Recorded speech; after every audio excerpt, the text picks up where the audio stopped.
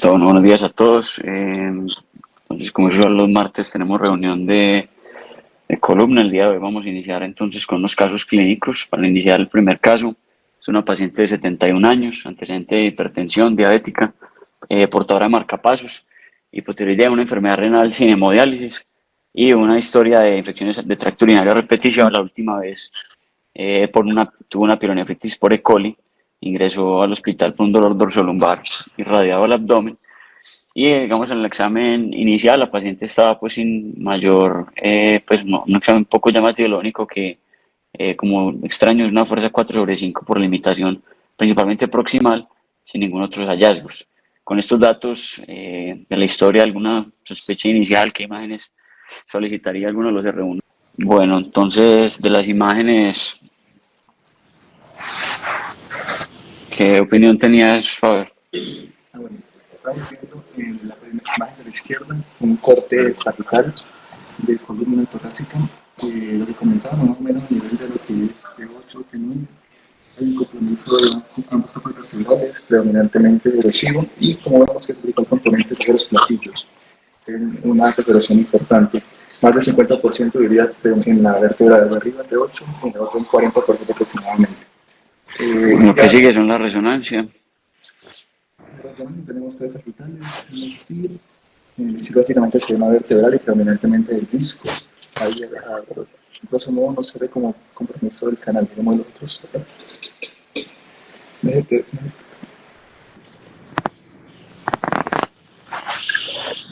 Ya en este STIR y en este T1 contrastado, básicamente vemos un realce predominantemente en los platillos a nivel del disco. Lo que confirma de lo que estamos hablando, una expoenterocitis y el diagnóstico de esta paciente. Vemos un poco de colección epidural, predominantemente a nivel anterior y derecho, pero no genera efecto compresivo pues, significativo sobre Bueno, digamos que la parte en la siguiendo resumiendo el caso, esta paciente presentó posterior a la resonancia deterioro neurológico, paraparesia 2/5, asociado a retención urinaria y parestesias. En base a esto, alguno de los residentes mayores plantearía algún manejo. Bueno, vemos pues una paciente con unos hallazgos de una espondilodicitis. Creería yo pues que el primer germen en el que uno pensaría sería la E. coli previa. Está con un déficit neurológico agudo, además es alcanzar ver que está pues, como inestable. Yo le haría la descompresión más la artrodesis en un mismo tiempo. Solamente artrosis vía posterior. Ahí en las imágenes se veía como una colección en la parte anterior pues vertebral y además un derrame pleural. Entonces no me inclinaría por hacerlo, digamos, vía lateral y vía posterior. Solamente le haría la vía posterior con la descompresión. Una vía pues larga, 3 niveles de arriba, 3 abajo, porque no le haría pues como la vía anterior. Bueno, pues en aras de tiempo vamos a seguir con el segundo caso. Al final damos como los comentarios. Este es un paciente de 75 años, antecedente de 3 meses previo a consultar. Presentó un accidente de tránsito, una fractura en la pierna izquierda, requirió una fijación pues, por parte de ortopedia y presentó una infección de sitio operatorio. Digamos que de la historia que tenemos, todos los cultivos que contamos de esa intervención fueron negativos. Ingresó a la institución pues, donde había sido manejado por dolor dorsal y monoparesia del miembro inferior izquierdo, luego pues, de todo este curso infeccioso. Allí hacen esta resonancia, alguno de los R2 que la lean.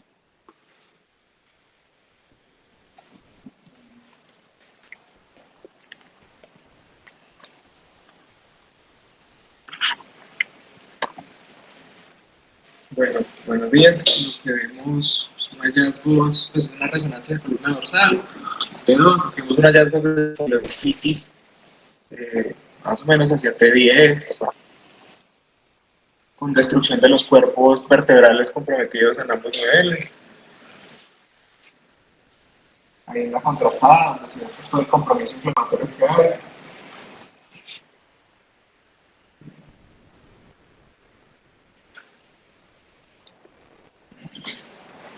Listo, este paciente entonces fue llevado a esa institución donde ingresó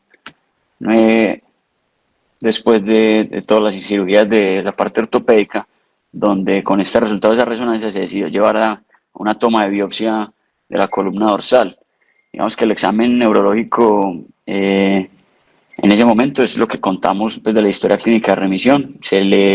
Las dos muestras que se le tomaron en esa institución fueron negativas y se decidió dar manejo empírico con antibiótico domiciliario.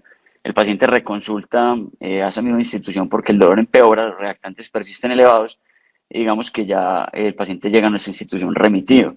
Allí hacen una nueva resonancia, tomografía y este es el examen pues al ingreso a nuestra institución.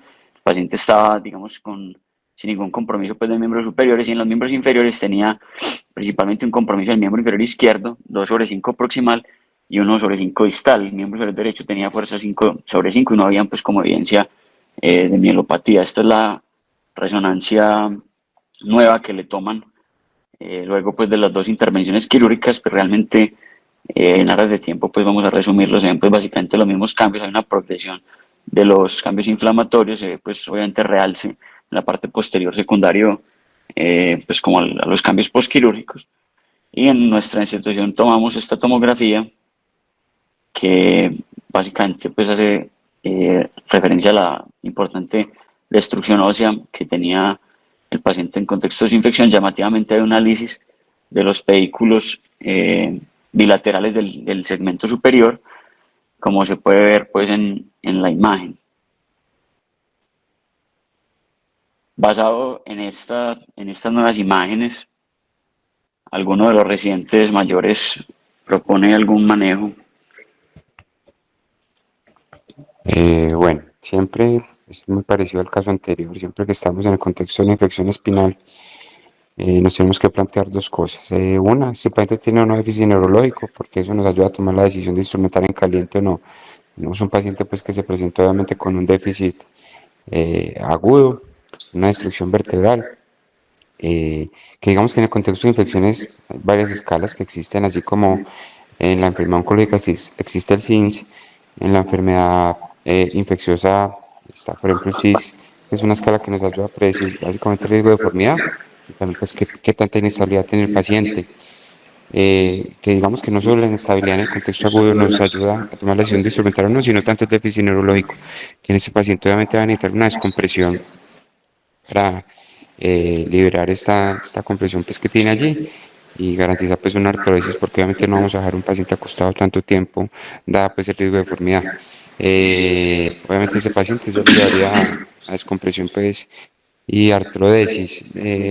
Hacerlo vía anterior, pues hacer un reemplazo corporal en este momento, pues yo considero que estamos en la columna torácica, podemos inicialmente dar una estabilidad solo vía posterior y luego definir pues en el tiempo se va a requerir otra vía, pero aprovechando que estamos en columna torácica haría solamente una vía posterior. So, digamos que en el curso de este paciente, durante todos los exámenes y el planeamiento, el paciente presentó también deterioro neurológico súbito, progresó una paraplegia con compromiso completo de esfínteres. Ya finalmente, pues como para finalizar este caso, esto cambiaría el tratamiento de alguno de ustedes, básicamente continuaría el mismo plan. Y pasamos a la revisión entonces del tema. No, yo creo que incluso eso apoyaría más la decisión quirúrgica que habíamos planteado en los dos casos, Cristian y yo. Además de que ya hay varias revisiones, pues, incluso metanálisis que refuerzan el manejo temprano en instrumentación en pacientes con espondilodicitis y más si tienen pues un déficit neurológico que se va deteriorando como este paciente. Listo, entonces ya pues como en horas de tiempo, vamos a empezar un poco sobre la revisión. Entonces la idea es hablar sobre espondilodisquitis. Para empezar con algunas generalidades, este es un problema médico común y que viene pues en aumento, esto debido pues a un problema demográfico por el envejecimiento de las poblaciones, el mayor acceso a los servicios de salud, enfermedades como la enfermedad renal crónica, mayor número de pacientes en hemodiálisis, el exceso a antibióticos, pacientes con múltiples comorbilidades y más ancianos y más frágiles. Se dice que más o menos para el 2019 había una incidencia de 2.4 casos por cada 100.000 y esto ha aumentado progresivamente de 6.2 a 11.3 y en algunos estudios de proyección estadística se cree que va a subir hasta 21 para el 2040. Además de todo esto, representa pues un reto en el tratamiento, es una patología indeseable. Esto asociado pues como a las comorbilidades de estos pacientes, la fragilidad, la dificultad pues como en el manejo y en el tratamiento de estos casos, como vamos a ver.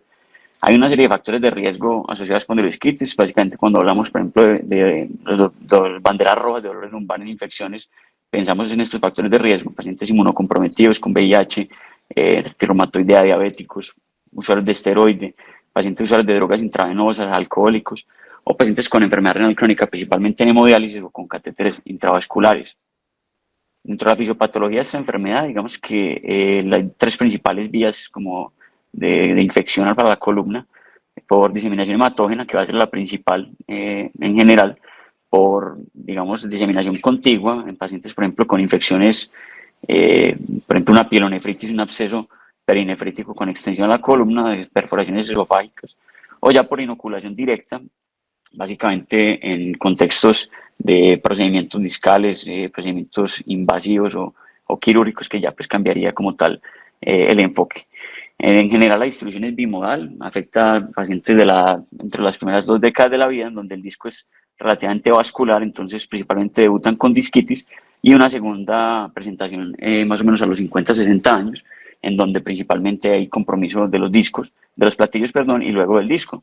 Esto está dado principalmente por la irrigación entonces de los platos. Digamos que una arteria segmentaria va a nutrir dos platos vertebrales, entonces esto explica por qué la diseminación entonces ocurre primero a los platillos y luego al disco. Digamos, una de las principales características para tener en cuenta cuando uno habla de este tipo de entidades es la característica y la naturaleza multicompartimental, entendiendo pues que estamos hablando de espondilitis piógena. Esta va a tener un compromiso entonces óseo del disco, de las estructuras adyacentes, como tanto de tejidos blandos como de tejido epidural. Inclusive en algunos casos podría extenderse al espacio intradural. Vemos colecciones paravertebrales del psoas, prevertebrales, independientemente pues donde sea su ubicación. Digamos, si revisamos, el sitio más afectado va a ser lumbar, en la mayoría de los casos, seguido por los espacios dorsales, cervicales, y hasta el 10% van a tener múltiples localizaciones, específicamente en pacientes con infecciones sistémicas, por ejemplo, endocarditis.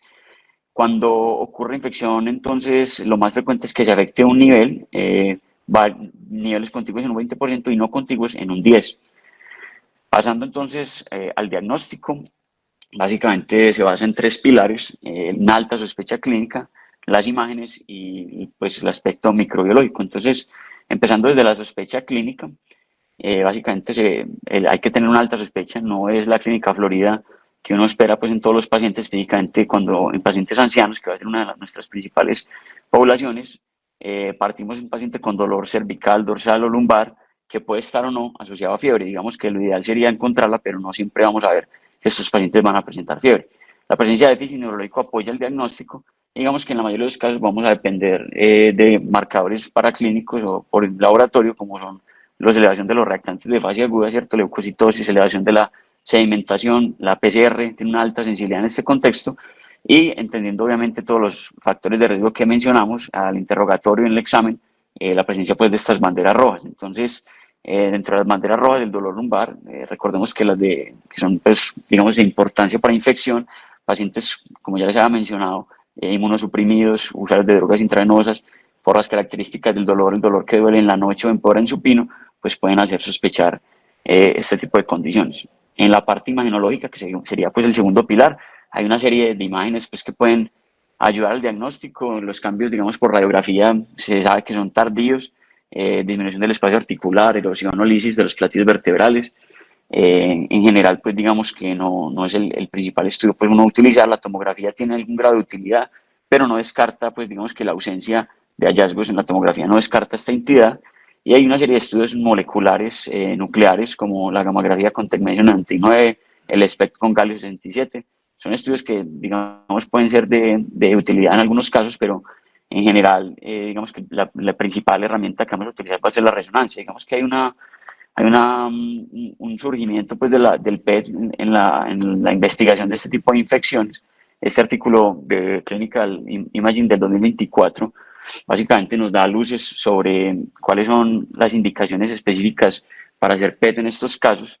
Entonces, pacientes con resonancias inconclusas, contraindicación para la resonancia, infecciones postquirúrgicas, es una de las principales indicaciones, especialmente si hay material de osteosíntesis, y en pacientes con bacteriemias y focos no claros de infección, puede ser de gran utilidad en la búsqueda del foco infeccioso. En general, vamos a ver que la imagen de elección, como había mencionado, va a ser la resonancia contrastada, con una sensibilidad y una especificidad del 96%, digamos que muy buena. Parte de los hallazgos que buscamos ver en la resonancia es esta entidad pues, que se describe, que había descrito inicialmente, es una característica entonces multicompartimental, compromete el disco, el hueso, el espacio epidural, prevertebral, hay un realce del contraste de los discos y de los tejidos adyacentes, y digamos que esta va a tener una serie de características dependiendo de la secuencia, tienden a ser hiperintensos en T1, hiperintensos en T2, esto representa edema y líquido pues, dentro del disco, va a realce propiamente del disco, en presencia de colecciones, digamos que el contraste nos ayuda a determinar si es un flemón o un absceso, digamos que los abscesos por tener un centro generalmente necrótico no van a tener un realce más en anillo, un realce pues periférico, mientras que el plastrón, el tejido inflamatorio pues de tipo flemón va a tener un realce más homogéneo. La restricción puede ser de utilidad. Bueno, algo importante a mencionar en el T2 es el signo del psoas, una hiperintensidad en ambos psoas o en uno, que hace sospechar este diagnóstico con una muy buena sensibilidad del 92%. Se dice pues que es raro encontrar una espondilodisquitis específicamente lumbar cuando es piógena sin hiperintensidad del psoas. Otra herramienta importante pues a tener presente es la restricción a la difusión. Digamos que la restricción puede ayudar a diferenciar los cambios degenerativos, por ejemplo los cambios MODIC2. Recordemos que los cambios MODIC2 hay hiperintensidad en el T2 y hipointensidad en el T1, entonces comparte las dos mismas características de la disquitis, y los cambios MODIC también pueden realzar los platos, entonces en ocasiones es difícil, la restricción puede ser de utilidad. Se describe un signo que es el signo de la garra, el cual es característico de los cambios degenerativos, en donde se ve pues, hiperintensidad lineal de los platillos, mientras que en las infecciones como la espondilodisquitis va a haber una restricción difusa a la difusión de los cuerpos. Aquí vemos unos cambios típicos de un paciente con espondilodisquitis, vemos una lesión comprometiendo los cuerpos vertebrales del E4 y L5, una lesión con erosión del hueso, un componente paravertebral con compromiso epidural y un realce de los platos. Esto es pues, característicamente y es típico de estos pacientes. El tercer pilar y el más importante va a ser el diagnóstico o la demostración microbiológica de esta entidad. Entonces, nos basamos en las guías de práctica de la ITSE del 2015. Esta es la tercera guía que, pues, digamos, para el tratamiento de las infecciones vertebrales. Básicamente nos sirve para dar como el tratamiento tanto desde el punto de vista neuroquirúrgico como de otras especialidades que acompañan esa entidad. Recordemos que es una entidad de manejo multidisciplinario, acoge pues lo que son infectología, medicina interna, cirujanos de columna en general, y dentro de las prácticas, pues lo que nos dice la guía es que se debe demostrar el agente causal siempre, ya sea por hemocultivos o por biopsia. En general, dentro pues el abordaje inicial de estos pacientes siempre se solicitan hemocultivos, lo ideal es tomar siempre 2 sets, tanto aerobio para anaerobio. En zonas endémicas para Brucela, como en nuestro medio, en algunas áreas del Mediterráneo, se recomienda la serología de Brucela, y en pacientes en algunas características, por ejemplo, oncológicos, inmunosuprimidos o con VIH, hemocultivos para micosis podría ser una opción. Si recordamos que la principal vía de diseminación es la hematógena, recordar que la bacteremia usualmente va a estar presente en la mayoría de estos casos. Digamos que aquí el problema es que no siempre es fácil de aislar. Vamos a ver que la mayoría de las infecciones espinales son monomicrobianas y el principal germen causal va a ser el Staphylococcus aureus. En los casos entonces en donde un hemocultivo pues, no es suficiente, la biopsia está indicada en la mayoría de los casos, y digamos que la primera indicación para uno tomar una biopsia es una biopsia percutánea guiada por TAC. En general se recomienda mandar las muestras en salino y de una vez tomar las muestras para todos los diferentes estudios, entonces aerobios, anaerobios, micosis, cultivos de tuberculosis y la PCR también del GeneXpert de tuberculosis. En caso de que la primera biopsia no sea diagnóstica, la guía nos dice que se puede intentar una segunda biopsia percutánea, digamos que dentro del abordaje pues, con una evidencia de lo que nos recomienda pues, la guía. Ya quedaría pues, a elección del cirujano si desea hacer una biopsia mínimamente invasiva, pues ya quirúrgica, ya sea pues con tubular, endoscópica o ya como tal una biopsia pues abierta. Más o menos el rendimiento de las biopsias percutáneas a lo largo de la literatura ha sido variable, entre el 30 y el 90%, pero un metaanálisis reciente que la evaluó, la pone pues más o menos en un 48%. Sin embargo, por su naturaleza poco invasiva y su facilidad, digamos que es la primera elección. Hay factores que pueden hacer que una biopsia tenga mayor o menor rendimiento. El sitio, el target pues que se escoja de la biopsia, la presencia de la exposición pues a antibióticos, el calibre pues de la aguja, todo esto son pues factores que hay que tener presentes. En algunos casos, digamos que se puede obviar la biopsia y la guía es básicamente clara en estos tres escenarios: pacientes que tengan bacteremia demostrada 3 meses antes o en el momento por Staphylococcus aureus o lugdunensis, bacteremias por coagulasa negativa, especialmente epidermides en pacientes con hemodiálisis o catéteres intravenosos infectados. Se puede obviar la biopsia y si se demuestra bacteremia por estos gérmenes, digamos que en presencia de los hallazgos por imagen en la clínica se diagnostica inmediatamente y se podría instaurar el manejo. Aquellos otros pacientes que habiten zonas endémicas de Bruselas y que tengan una serología fuerte positiva, también digamos que se puede obviar la biopsia. En algunos casos es más controvertido, por ejemplo, bacteriemias por otros gérmenes, coli, enterobacterias, streptococcus candida. En estos casos, digamos que hay que hacer, digamos, el manejo, pues como tal, el abordaje multidisciplinario, tener en cuenta las condiciones del paciente, qué tan probable es que se pueda someter o no a las biopsias, la comorbilidad, la fragilidad y el hecho pues de tratarlo simplemente con estos datos. En esta tabla básicamente se muestran los diferentes gérmenes causales más asociados a infecciones espinales en diferentes estudios a lo largo del tiempo. Entonces, como vemos, los cocos, pues, los gérmenes gram positivos son los más frecuentes, dentro de ellos el Staphylococcus aureus, seguido de los coagulasa negativa, el streptococo, luego las enterobacterias, especialmente E. coli y Proteus, y luego seguido de gérmenes más infrecuentes, inclusive cuando no hay aislamiento de ningún germen, es relativamente frecuente. Bacilos acidoalcohol-resistentes, especialmente tuberculosis, ya esto es un contexto pues, de una enfermedad, una entidad aparte que pues, tiene un manejo y un abordaje completamente distinto. Ya lo siguiente sería hablar como tal del manejo de esta entidad. Entonces, digamos que el pilar principal del tratamiento de la espondilodisquitis va a ser los antibióticos. Y dentro del pilar de este es clave identificar el germen para hacer un tratamiento dirigido. Digamos que la terapia antibiótica empírica solamente está indicado, lo que nos recomienda la guía es en pacientes que tengan deterioro neurológico o que estén sépticos, en donde pues, se inicia el tratamiento, el cubrimiento empírico y ya luego pues, se hace el desescalamiento según sea apropiado o en caso pues, de que no se pueda continuar indefinidamente con pues, por el tiempo que vamos a ver acá. Entonces, en general, el pilar es antibiótico y los antibióticos tienen una característica y es que es antibiótico prolongado, al menos 6 semanas. Hay unas entidades en donde digamos que hay mayor riesgo, entonces se recomiendan esquemas extendidos, por ejemplo, pacientes con brucela, pacientes con enfermos renales crónicos en hemodiálisis, pacientes que no tienen colecciones no drenadas, Staphylococcus aureus resistente o en presencia de material de osteosíntesis, se prefiere este esquema. Digamos que el usual es 6 semanas de antibiótico intravenoso, seguido de 3 meses de terapia supresora oral con los diferentes esquemas. Entonces aquí vemos lo que nos dice la guía. Digamos que dependiendo del germen hay una primera alternativa. En general, para el germen más común, que es el estafilococo sensible, tenemos regímenes con oxacilina, cefazolina o ceftriaxona, y para el resistente con vancomicina. En las infecciones por enterobacterias, digamos que el tratamiento usualmente es cefepime, meropenem o ciprofloxacina, y dentro del manejo con antibióticos orales, lo usual es la instauración con trimethoprim a largo plazo como terapia supresora, como una muy buena elección. Ya pasando al manejo quirúrgico, digamos que hay una serie de indicaciones claras a lo largo de la literatura en qué pacientes deben ser llevados a cirugía. Entonces, en los casos en que uno debe establecer un diagnóstico por necesidad de muestra, cuando hay un compromiso neurológico por compresión epidural, ya sea por absceso, plastrón o una fractura patológica, en donde yo necesito descomprimir ya definir si va a fijar o no. La falla del tratamiento en el largo plazo, la pobre vascularización del disco hace que estos pacientes puedan llevar a fracaso terapéutico.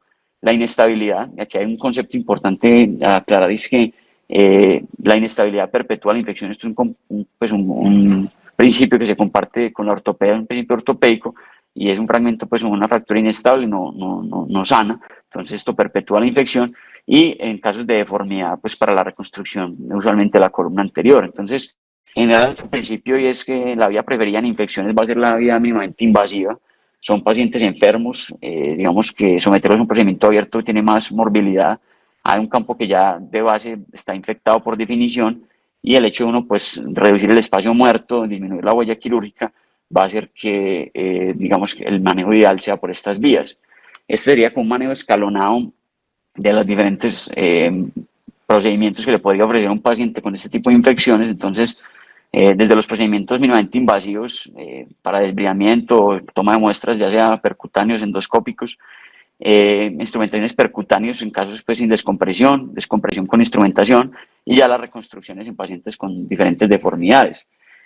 Acá hay un algoritmo que básicamente resume esto. Pacientes entonces con indicaciones de cirugía son aquellos que tienen déficits neurológicos agudos, compresión espinal, inestabilidad o fallo al manejo terapéutico. Se podrían dividir entonces entre ellos que tienen presencia o no de absceso epidural y presencia o no de compromiso pues, de la disquitis ósea o la osteomielitis. Entonces, dependiendo de si hay presencia de un absceso, este se debe drenar y ya en base a la presencia o no de compromiso de osteomielitis, pues ya se determina si requiere un desbridamiento o una fusión, una descompresión. Esto ya lo vamos a ver más adelante. Entonces, basados pues como en la última charla que dimos y digamos en el advenimiento pues de todas estas técnicas endoscópicas, entendiendo que puede ser una de utilidad en estas técnicas mínimamente invasivas, traigo estos artículos, estos metaanálisis de Warner Surgery del 2024, evaluando el tratamiento endoscópico de las espondilosquitis toracolumbares y el otro es este metaanálisis del Journal de Orthopedic Surgery del 2025. Y básicamente esto nos permite definir y determinar que las técnicas endoscópicas tienen una utilidad en este tipo de infecciones. Vemos acá en esta tabla que las tasas de satisfacción del paciente y de cura con este tipo de procedimientos son casi cercanas al 90%. Tiene unas tasas digamos, de aislamiento o de rendimiento por este tipo de técnicas que son cercanas al 70%, más o menos el 74 o 75%, con una baja tasa de efectos adversos cercana al 0.3, recurrencia de la infección menos del 4%, o sea, más cercano al 1.7, y con tasas de fusión espontánea luego del desviamiento endoscópico del 40%. Entonces acá vemos cómo las técnicas endoscópicas se presentan como una buena alternativa al manejo de este tipo de patologías. Esto también tiene una parte desde el punto de vista de la intervención, es que hay un principio de la irrigación continua mediante la endoscopia en los espacios discales, hace que esto desbride, por así decirlo, el espacio discal y ayuda al control del foco. Aquí vemos en esta imagen cómo es el drenaje de un disco de forma endoscópica y vemos ahí lo que señalan las flechas, es básicamente la salida del material purulento del disco. Hay descripciones de otras técnicas, como ha mencionado también Carlos, es el uso de fijaciones monosegmentarias, por ejemplo, percutáneas, el manejo de este tipo de condiciones. Este es un artículo de 2025, estudio retrospectivo de 38 pacientes, básicamente lo traigo es para ilustrar estos casos y es la importancia de la estabilidad en el manejo de estas infecciones. Entonces, las lesiones o las infecciones que son inestables y generalmente no consolidan o digamos tienden a deformarse. Entonces la fusión monosegmentaria percutánea en estos casos es una muy buena alternativa para el control de la infección en estos casos. Aquí lo importante es tratar siempre de saltar el hueso comprometido y siempre instrumentar en el hueso sano. Digamos que de lo que uno lee es dentro de la historia natural de estas infecciones, generalmente ocurre una fusión, una anquilosis natural en la mayoría de los casos. Esto se ve principalmente que luego de que el disco se destruye, se expone cortical con cortical, lo que lleva a una superficie, un área de fusión que va a ocurrir de forma natural. Esto tiene, digamos, en algunos casos unas limitaciones y es que en la mayoría de los casos va a haber siempre algún grado variable de cifosis por destrucción de la columna anterior. Posiblemente en algunos casos el paciente tolere en algún grado, dependiendo del segmento afectado, algún grado de cifosis, digamos que hasta en la unión toracolumbar o en la columna dorsal se toleran grados de cifosis segmentaria un poco más altos, pero en algunos sitios como la columna lumbar o cervical, digamos que va a ser mucho más limitante y esto nos habla de la necesidad de procedimientos ya para corrección de deformidad a largo plazo. Aquí entonces traigo un ejemplo, tomó la literatura, esto es un paciente con una disquitis 3-4, vemos como hay una lisis inicial de los cuerpos en las imágenes por resonancia y tomografía y a largo plazo como este tipo de lesiones consolidan con algún grado pues, de cifosis regional, pero que probablemente no afecte muchas veces la estabilidad pues, del paciente. Esto depende entonces de todos estos conceptos de estabilidad. Entonces, digamos que surge esa pregunta y es cómo hablar de inestabilidad en estas infecciones. Entonces, partimos de estos conceptos clásicos, la inestabilidad clínica definida por White y Panjabi, como la incapacidad para la columna vertebral de mantener su desplazamiento normal bajo estrés o cargas fisiológicas sin que haya un déficit neurológico incapacitante o dolor severo. A su vez está su contraparte de la estabilidad descrita por la Academia Americana de Cirujanos Ortopédicos, que es la capacidad de las vértebras de permanecer cohesivas y de preservar el desplazamiento normal en los rangos de movimiento fisiológicos. Si sumamos estas definiciones y lo traemos a lo que sería la infección, hablamos de inestabilidad espinal, infecciones como la pérdida de integridad de la columna por un proceso infeccioso, con o sin compromiso o compresión de los elementos neurales, progresión sintomática, ya sea por dolor axial pues, o dolor mecánico, progresión de la deformidad o incapacidad para la marcha. Hay una serie de conceptos que fueron descritos inicialmente también por White y Panjabi y también por Bacaro en algunos de ellos, y es las diferentes medidas para hablar nosotros de inestabilidad en la columna. Entonces recordemos que en la columna lumbar, en radiografías en reposo, traslaciones de 4.5 anteriores, 2 milímetros posteriores, en columnas no degeneradas, ampulaciones segmentarias mayores de 22 grados, en columnas degeneradas más de 10, o rotaciones segmentarias en las dinámicas más de 15 grados por encima del E5C1 o más de 25 en el E5C1, todos nos hablan de inestabilidad. En la columna cervical, ya sea en reposo o en flexoextensión, las traslaciones superiores a 3.5 milímetros, angulaciones superiores a 11 grados, y en la columna torácica, traslaciones superiores a 2.5 milímetros o 5 grados de angulación segmentaria, todos son criterios de inestabilidad. Y aquí este concepto es importante y es que la cifosis segmentaria en cualquier grado nos habla como criterio de inestabilidad. Entonces, basado en todos estos conceptos, surgen esta serie de clasificaciones y escalas, como lo mencionaba Kristen.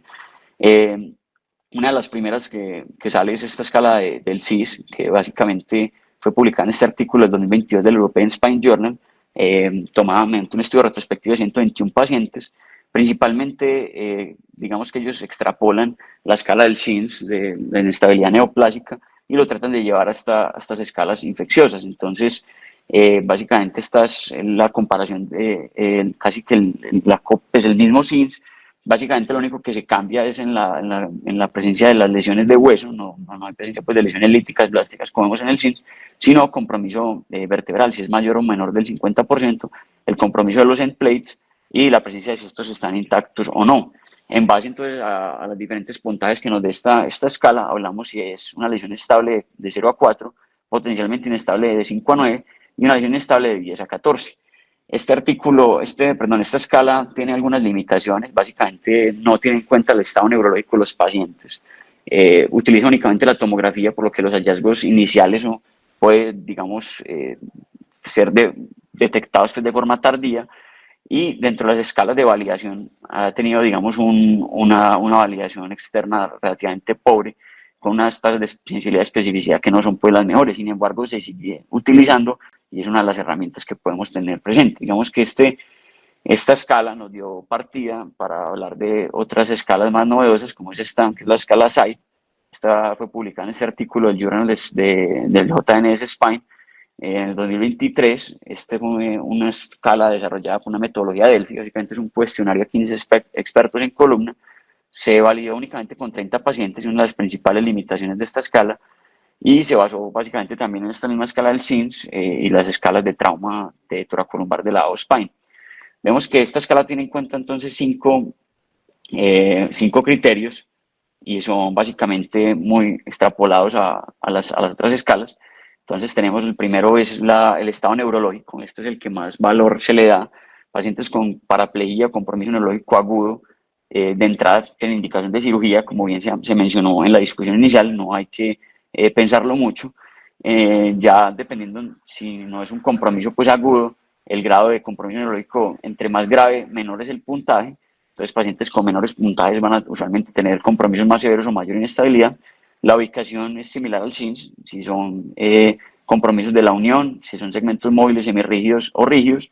Desde el punto de vista radiológico, hay una serie de hallazgos pues, que nos hacen dar una puntuación de mayor o menor compromiso pues, del canal o no, ya vamos a ver esto.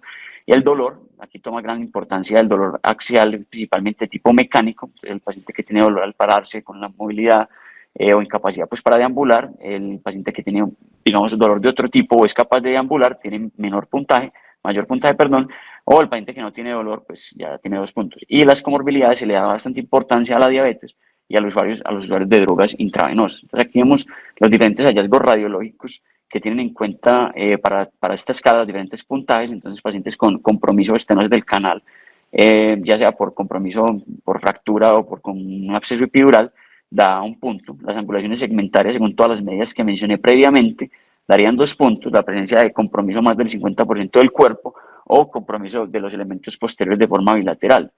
Ya 3 puntos sería únicamente la erosión de los end plates, edema únicamente dado en el STIR, o realce discal como tal en las series contrastadas, o compromiso de los elementos posteriores pero únicamente unilateral. Y si no hay ninguno de estos hallazgos, pues se le da 5 puntos. En base a todos esta sumatoria se va a dividir entonces en 3 grupos. Aquellos que tienen puntaje de 0 a 8, que son los que tienen infecciones severas con alta probabilidad de inestabilidad, en donde digamos que la cirugía está más que indicada, en aquellos que tienen un riesgo moderado de inestabilidad de 9 a 12, y en aquellos en que digamos que el riesgo es leve, que va de 13 a 15. Problemas con esto, básicamente la validación de esta escala con el bajo número de pacientes, como se mencionó, y digamos que en los estudios de comparación ha tenido unas áreas bajo la curva relativamente pobres en comparación con a largo plazo. En este estudio inicial se demostraba una sensibilidad en especificidad superior al 90%, pero lo que han demostrado algunos estudios que lo comparan con otras escalas es que está más o menos cercano a los 60. Sin embargo, es una escala que tiene una utilidad, nos permite hablar a todos pues como en un mismo idioma y estandarizar este tipo de decisiones que en algunos casos no es fácil. Ya finalmente, para ir concluyendo, el seguimiento de estos pacientes con infecciones espinales se realiza principalmente de 2 formas. Mediante la clínica, digamos que el paciente debe mejorar a medida que se instaura el tratamiento antibiótico y específicamente pues cuando se le la cirugía. El dolor generalmente de la espondilodisquitis dura de 1 a 3 meses, se cree pues que puede ser mucho más, pero uno espera que hasta 3 meses pueda haber algo de mejoría. Antes de 3 meses, generalmente estos pacientes tienen todavía mucho dolor, entonces esto es importante cuando vayamos a hablar de fracaso terapéutico. Y lo segundo y lo más importante sería el seguimiento paraclínico, específicamente dado por estos reactantes de fase aguda, PCR, BCG. Generalmente la primera semana se solicitan cada 24 a 72 horas y luego semanal para evaluar la respuesta. Generalmente no hay una respuesta lineal, pero sí se sabe que hay unos marcadores que se asocian a altas tasas de fracaso. Entonces, medias de BCG por encima de 50 y PCR por encima de 2.7, especialmente luego de 4 semanas de tratamiento, se asocian a altas tasas de fracaso. En cuanto a las imágenes, digamos que lo que se sabe es que estas no están indicadas a corto plazo. Esto es un error que uno ve con relativa frecuencia pues, en la clínica, y estos pacientes se les pide resonancia al mes o a los 2 meses después de iniciar el manejo antibiótico, y generalmente lo que se ve es una progresión que, como pongo acá, es el empeoramiento en la imagen es la regla de la espondilodisquitis y no la excepción. Estos pacientes siempre tienden a progresar los hallazgos, específicamente los hallazgos en el hueso.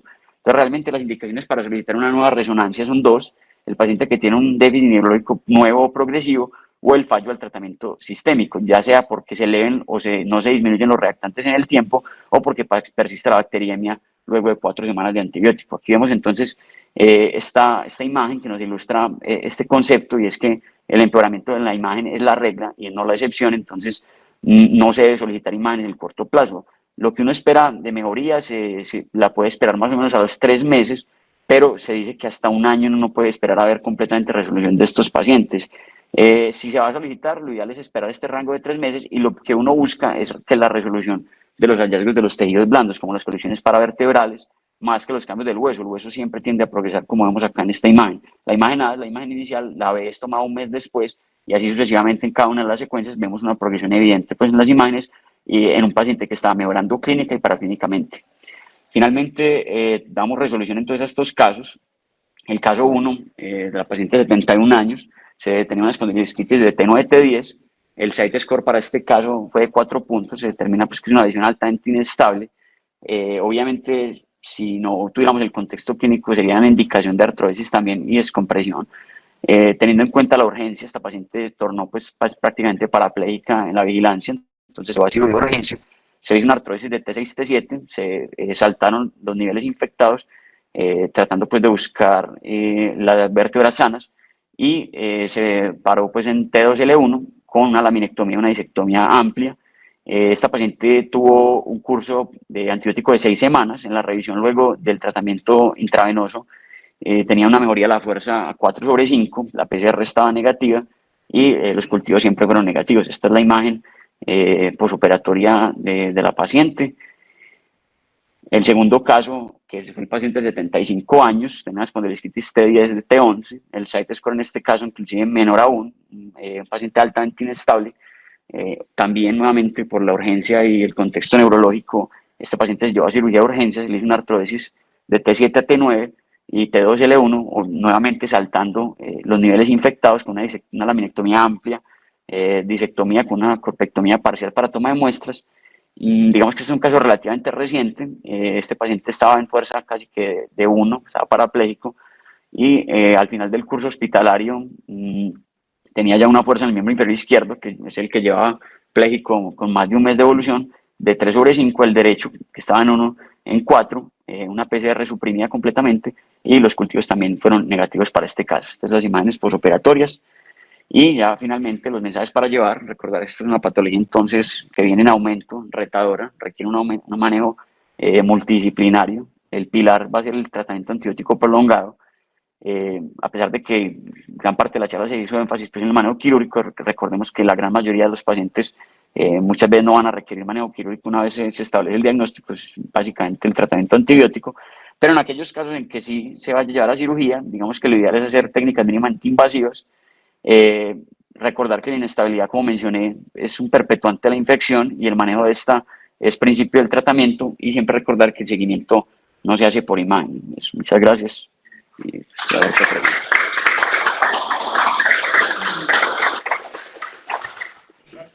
Gracias. Resolverme dos dudas. La primera, tengo una espondilodisquitis sin absceso epidural, sin deformidad, sin inestabilidad. Los cultivos son positivos, Staphylococcus aureus. ¿Lo debo operar o no? No. Yo también estoy de acuerdo, pero el problema es infectología, que nos los hace operar a todos. Entonces yo creo que tenemos que ir cambiando esa, hablar con ellos y definir. Y la segunda pregunta, tengo un paciente con una espondilodisquitis, sin deformidad, sin absceso, los cultivos son negativos. ¿Qué le hago? Biopsia en quirófano, la que hacemos nosotros, biopsia dirigida por TAC o sacamos el disco. Lo que recomienda la guía es siempre biopsia percutánea primero, inclusive una primera biopsia percutánea negativa, la indicación de la guía es una segunda biopsia percutánea. En caso de que esta ya sea negativa, pues digamos que ahí había que entrar a pensar en gérmenes de, digamos, facticios pues, o de difícil crecimiento, ampliar pues, digamos, los estudios microbiológicos en ayuda pues, de infectología, y en estos casos ya se podría plantear una biopsia pues mínimamente invasiva. Mira que la tasa de rendimiento de las biopsias endoscópicas es relativamente buena, del 70% comparado con las biopsias percutáneas del 48%. Y ya pues en otros casos, digamos que una biopsia abierta pues sería la otra opción para estos casos. Bueno, te cuento que a nosotros nos ha ido muy mal con las biopsias dirigidas por TAC, probablemente porque nuestro radiólogo no tiene la suficiente experiencia. Entonces me parece que es mejor que la hagamos nosotros mismos en el quirófano, pues percutáneo obviamente. Gustavo, ¿tenés algún comentario? Algo que recomienda ahí, profe, pues la guía es que si se va a hacer percutánea, siempre tratar de tomar muestras del end plate, que es como el sitio donde más se asocia, pues como muchas veces uno pues, trata como de sacar muestras del disco, pero digamos que lo que más se ha demostrado es que las muestras del platillo es lo que más, digamos, valor se le da. De acuerdo, Santi. Nacho, Sebastián quiere hacer un comentario. Adelante, Sebastián. Hola, buenos días. Santi, una pregunta no solo para ti, sino para Gustavo y Nacho. En esos pacientes en los cuales hay recurrencia de la sífilis, ¿ustedes han utilizado el cemento con liberación de antibióticos? Nacho, ¿vos qué pensás del cemento, de las perlas de cemento con antibióticos? ¿Cómo te ha ido con eso? Yo realmente nunca he tenido la necesidad de usarlas. Yo pienso que, pues un comentario rápido y que que también Santiago lo comentó, o sea, hay tres cosas que hay que, es lo que yo le comento mucho a los residentes, que hay que controlar en los pacientes con espondilodicitis, infecciones que no se alivian y muy probablemente controlando eso la infección puede ceder. Y las tres cosas son la inestabilidad, el espacio muerto y los secuestros. Yo realmente no tengo experiencia con esas perlas de antibiótico, los ortopedistas la usan, no sé si Nacho tiene o vos, Sebastián, ¿qué experiencia has tenido con eso? Yo no. Santi, habla, si quieres, de los pacientes que hemos hecho en León.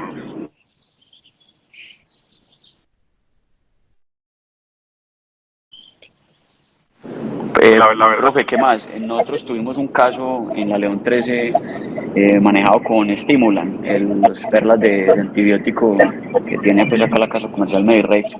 Una paciente con una espondilodisquitis de muy difícil manejo, múltiples desbridamientos, ya tenía pues una necrosis del espacio discal, se habían hecho pues digamos más de 10 cirugías y digamos que aquí muy importante es lo que menciona el profe Gustavo, y es que es una paciente que yo creo que tiene una inestabilidad pues franca del segmento, en donde pues digamos que parte del pilar del tratamiento de esa paciente tuvo un desenlace favorable, le pusimos perlas de antibiótico en el disco, pero digamos que parte del tratamiento fue la refusión, ¿cierto? Nosotros la refusionamos y se controló pues la inestabilidad, pero digamos que tuvo muy buen desenlace con las perlas. Hay un artículo que compara el Stimulan y digamos que digamos que hay una evidencia que demuestra que esto sí puede tener alguna utilidad en esas infecciones de difícil control.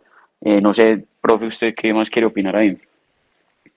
No, Santi, esto es, pues, por ahora pues es algo, digamos, lo que es experimental para la parte de neurocirugía. Pues la verdad, en la León 13, el único que tiene pues, un caso reciente en pacientes, son tres casos anecdóticos y los cuales pues, tienen muy buena resolución. Pero yo creo que pues, vale la pena como investigar sobre esto nosotros pues que tenemos tantos pacientes y que la verdad se ha escrito muy poco y la verdad pues los casos que hemos hecho que tienen recurrencia y le hemos puesto estas perlas pues han tenido buen desenlace. No sé si de pronto sea el manejo de la inestabilidad o también pues el uso de las Sí, en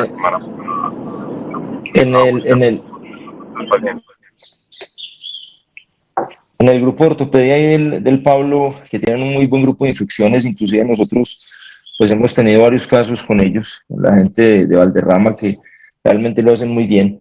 Ellos hablan de algunas buenas experiencias con Stimulans.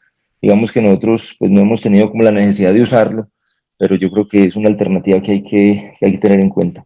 Y un comentario final, Nacho, que yo creo que ya se acabó el tiempo, es que en los pacientes con espondilodicitis siempre hay que hacer un análisis muy juicioso de la inestabilidad. La inestabilidad se evalúa con todas las imágenes disponibles, resonancia TAC y a veces radiografía. O sea, si uno tiene la oportunidad de hacerle a un paciente es una radiografía de pie, ayuda mucho para saber cómo se comporta la columna con la carga axial y eso facilita la toma de las decisiones. Y otra cosa que tal vez lo más importante de todo esto es no diferir la cirugía. O sea, no diferir la cirugía esperando a que el antibiótico es el que va a resolver el problema, sino estabilizar oportunamente el paciente y perderle el miedo, que yo creo que no, ya eso está superado, a las instrumentaciones con infecciones agudas, que ya sabemos que a largo plazo es seguro y que disminuye pues, y que no hay un riesgo muy alto de infecciones crónicas o recurrentes. Gustavo, yo tengo una última pregunta. Sí, si yo tengo un paciente que recibió el tratamiento adecuado y yo veo que se está deformando, pero todavía no ha terminado el antibiótico, ¿en qué momento lo opero? ¿Se está deformando simplemente? Pues yo creo, Nacho, que termine. Sí, yo creo, Nacho, que cuando un paciente ya tiene signos bioquímicos y clínicos de control de la infección, yo creo que ya es un paciente en el que uno puede, digamos, usar todas las estrategias para corregir la deformidad. Nosotros hemos tenido pacientes con infecciones muy graves, por ejemplo, infecciones de columna cervical, que llevamos a vertebrectomías de columna cervical inicialmente sin artrodesis por infecciones graves, inclusive sin posibilidades de reconstrucción porque el lecho está muy infectado, y los hemos dejado, Nacho, yo me imagino que vos recordás ahí algunos casos que hemos tenido, los dejamos traccionados 2-3 semanas mientras la infección clínicamente y bioquímicamente está controlada, y digamos que de forma aguda o sí, en agudo hacemos la reconstrucción completa o 360 grados de la inestabilidad y la deformidad. Entonces, yo pienso que se puede hacer a corto plazo. O sea, la idea es no dejar que estos pacientes, digamos, que sufran las consecuencias de la inestabilidad y la deformidad asociada a las infecciones. Yo creo que se puede hacer en agudo, Nacho, y los resultados finalmente son buenos si uno obviamente está apoyado por un buen grupo de infectología y si logra una buena estabilidad de la columna. Listo, gracias. Feliz día para todos. Santiago, excelente. Gracias. Bueno, chao. Muchas que estés gracias muy a bien, todos. gracias. Hasta luego, suerte.